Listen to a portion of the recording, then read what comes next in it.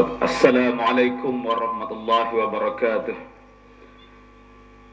Bismillahirrahmanirrahim. Innal hamdalillah nahmaduhu wa nasta'inuhu wa nastaghfiruh. Wa na'udzu billahi min shururi anfusina wa min sayyiati a'malina. Man yahdihillahu fala mudilla lahu wa man yudlil fala hadiya lahu. وأشهد أن لا إله إلا الله وحده لا شريك له وأشهد أن محمدا عبده ورسوله اللهم صل وسلم على سيدنا محمد وعلى آله وصحبه والتابعين إلى يوم الدين أما بعد. Yang dihormati Al-Fadhil Ustaz Ritauddin selaku pengerusi majlis, yang diraikan penceramah jemputan kita Al-Fadhil Ustaz Fazli Syahari,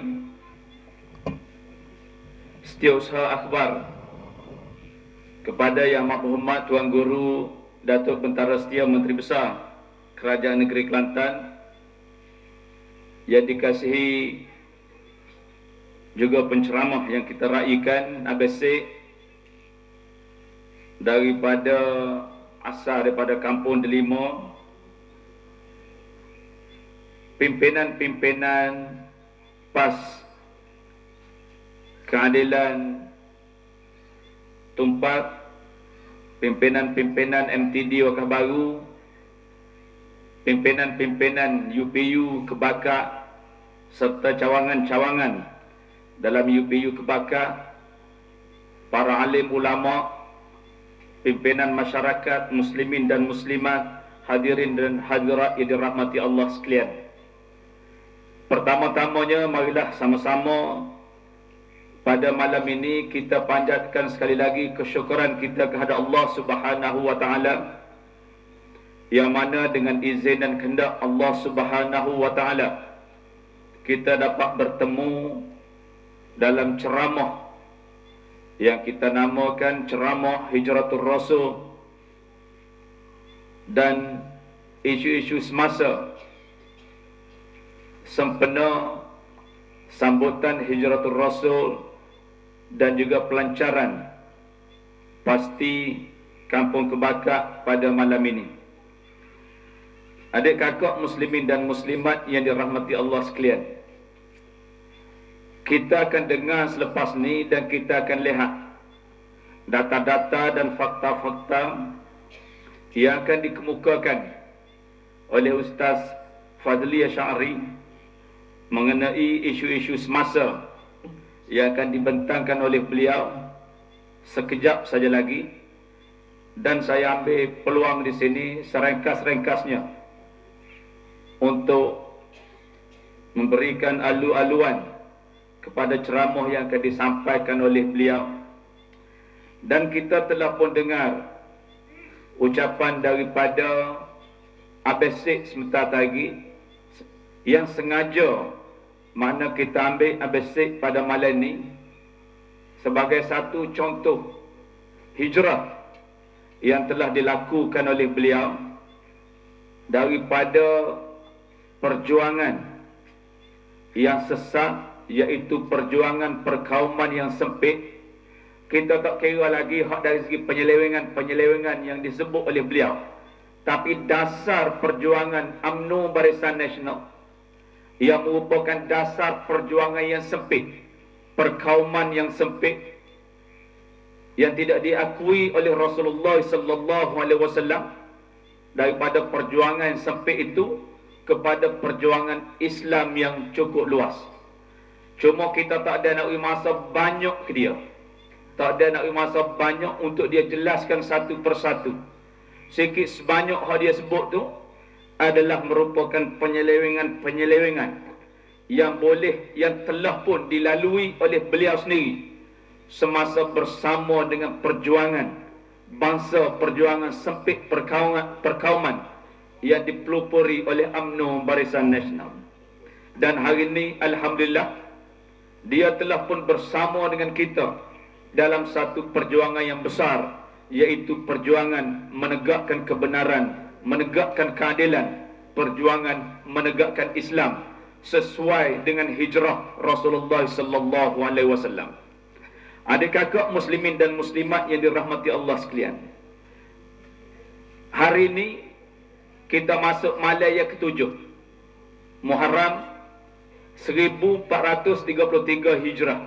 Hijriah, yang kita di mana-mana seluruh dunia umat Islam menyambut tahun baru Hijrah ini dengan pelbagai bentuk sambutan.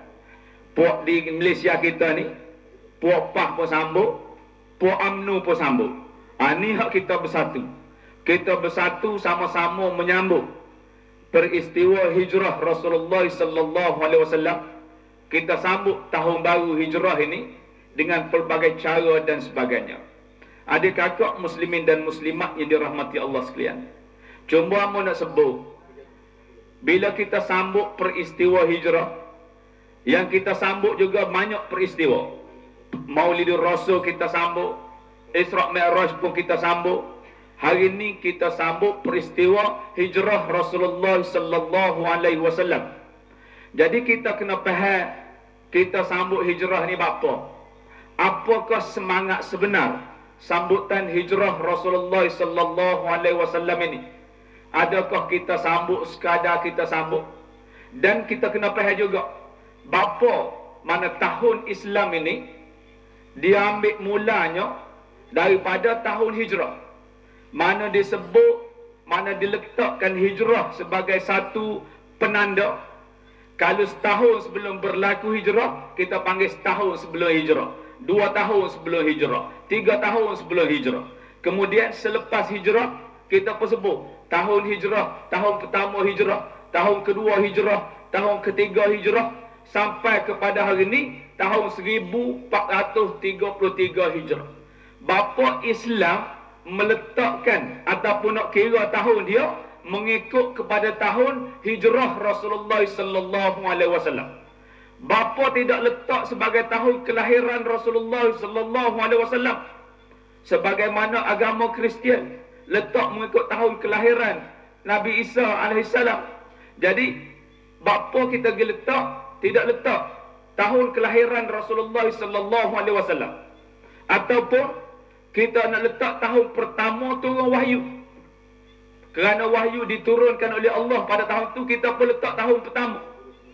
Atau kenapa tidak letak tahun ni diletakkan pada tahun di mana Islam mula disebarkan secara terbuka.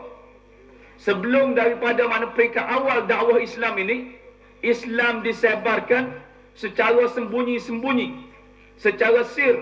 Kemudian maknanya beberapa tahun selepas itu barulah Islam ini didakwahkan ataupun disebarkan secara terbuka. Kenapa juga tidak pilih tarikh itu sebagai tahun permulaan mana tahun Islam? Tidak lain dan tidak bukan kerana sungguh signifikan, sungguh terkesan peristiwa hijrah ini dalam gerakan dakwah Islamiah itu sendiri.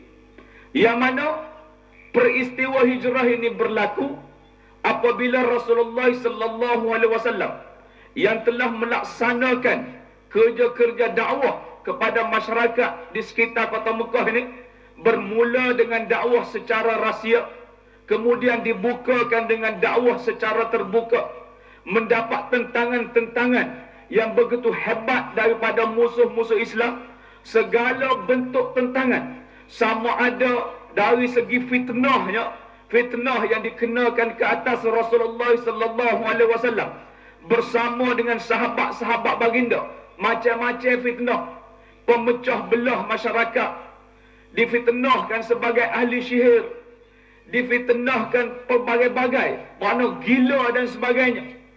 Dan fitnah ni habis televisyen, TV1, TV2, TV3 masuk belakang dah, difitnahkan. Tidak cukup dengan fitnah ini, dilakukan penyeksaan secara fizikal. Bagaimana Rasulullah sallallahu alaihi wasallam dilemparkan dengan batu, dilemparkan dengan tahi unta dan sebagainya. Jadi semua ini